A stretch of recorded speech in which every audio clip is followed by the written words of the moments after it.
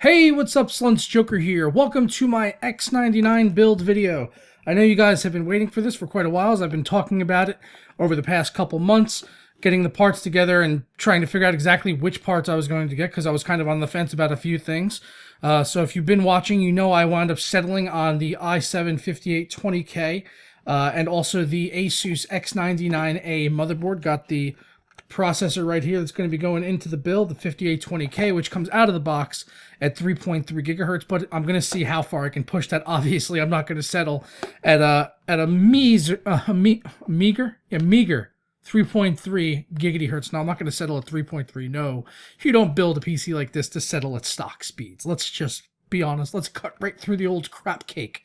No, going to be pushing that as far as I can, and then maybe dial it back a little bit depending on the temperatures, as I've never used the Be Quiet Dark Rock 3 cooler, which I'm putting into the build, so it's going to be interesting to see what kind of temps I can get on that using a single fan, as coming from having my Swiftech H220X water cooler, which I decided not to bring over to this build because being quiet was more important to me, and that's why I went with the Be Quiet cooler.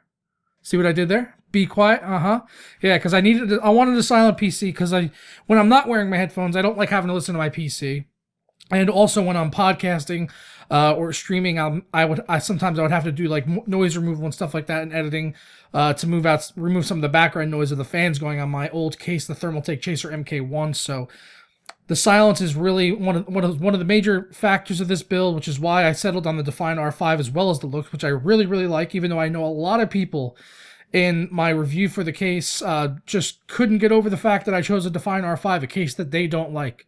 I'm sorry, but you don't have to live with the case. I do. I like the Define R5. I like the way it looks, and it's a very, very functional case. Everything in that case is well thought out and designed with a purpose, and that's what I'm all about. I'm more about functionality over aesthetic, and it just happens to look nice as well. I love the plain look of it. I'm coming from a case that looks like something out of Fast and Furious Tokyo Drift, and I'm going for something more plain and just pleasing to my eye, because, I don't know, maybe it's because I'm older now, 30 years old, so maybe I just want something simpler. I don't want something that looks like a teenager's Honda Civic. So I went with the Define R5. If you don't like it, then I don't know what to tell you. It's my case. It's my computer. Hopefully you do like it, though. I know some people out there like it, and I know it's going to look hot because I'm doing a really nice black and white aesthetic. Even got some nice RAM to match up with it. Got the Corsair Vengeance DDR4 at 2666 megahertz out of the box, which was like the same price as 2133. So that's why I went with that. If you saw the road trip to Micro Center and the Newegg warehouse, which I'll put a link to right here, and as well as down in the description below in case you missed that. This is part 1, like I said, so I guess that was sort of like part 0. Just getting some of the last parts that I needed for the build so that I can be putting it together today. So if you missed that and you want to go watch that, you can do that now. And then be sure to come right back here, though. Be sure to come right back here and and watch this one as well. So let's jump in now, and I'll show you guys as much footage as I can. Obviously, building a PC can be a rather stressful thing, and a lot can go wrong, and it's a pretty busy operation to be involved in. So I'm not sure how much I'm going to be able to film, but I'm going to set up my iPhone to do a time lapse, as well as I'm going to have my DSLR going through some of it, so I can get some close-up shots and show you guys things as I'm going along. But I hope you guys liked the video, and let's just get right into it, shall we?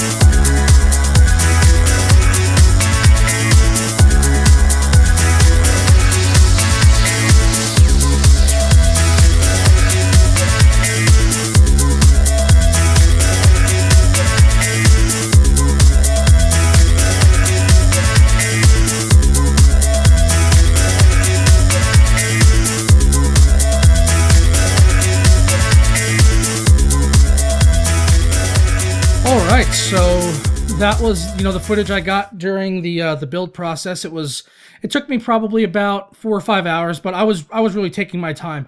The only part that actually slowed me down a little bit was the initial stage, about the first hour with the CPU cooler, because the instructions for the Dark Rock 3 are not very clear.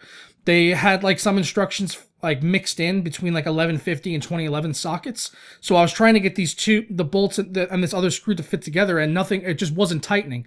So I just I was trying to get it to work just on a test fitting, and nothing was working out. So I spent an hour looking around, and finally it wasn't until I went on YouTube and I saw a video review for the Dark Rock Pro 3, which is the next step up with 2 fans, but pretty much the same principle, from Timmy Tech TV, and he did a installation video and going over the features of it, and I saw what he was doing in that with the 2011 socket, and it was actually just way simpler than what I was trying to do. It's really simple to put on the coolers for the 2011 socket.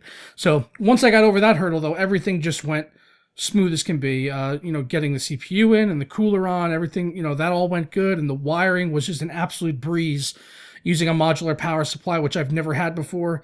And I can honestly recommend doing that for anyone out there looking to build a PC. If you're not sure if it's worth spending like the extra $20 or so to get a modular power supply, it is definitely worth it, just for keeping down clutter in the build, and just the ease of working with it. It's so much nicer to be able to set up everything the way you want it and do the cables in the order you want it and put them where you want to have them. It was absolutely amazing. And I went with I got the white sleeved cables, which are made by EVGA, which you'll be seeing in the build. Those were pretty good, but they don't look as white as I wanted them to, at least initially out of the box. But now that they're in the build and against the black background of the motherboard and the case, I will say that they do look a lot whiter than when I first opened them and I was just looking at them on my desk. They kind of looked almost like grayish, and I was actually really annoyed. I was considering sending them back. But once I got them in the build, they looked good. They're not as high quality as some of the custom cables you can get like from Lutro Customs or Sanctum Sleeving. They're not that paracord. It's more like a plasticky feel, and they're harder to bend because of that, which could be a problem in certain cases. Thankfully, with the Define R5, I didn't really run into any cable routing issues at all. There was cutouts everywhere where I needed them to be. There was cable tie down points where I needed them to be. Everything just went really, really smoothly, and the case was an absolute dream to work in. The Asus X99 motherboard was great as far as the layout was concerned. They have 2 spots on there where you can plug in your USB 3.0, so whether you want it to do it, depending on where you have it routed, whatever's best for your needs.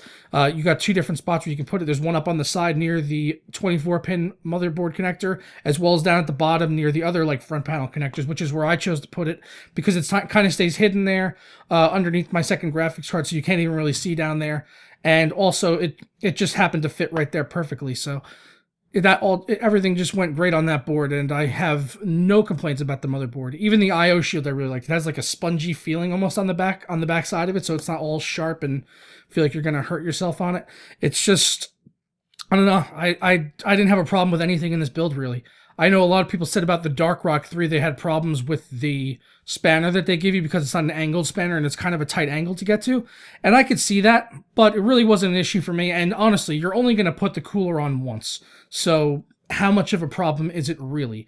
And I really like the fan on it because it uses these little metal clips that just go right onto the radiator itself. So you can actually move the fan up and down if you needed to. So if you maybe had like some like memory with those like really tall heat spreaders, and you had to raise your fan a little bit higher to give yourself some extra clearance, then you could totally do that.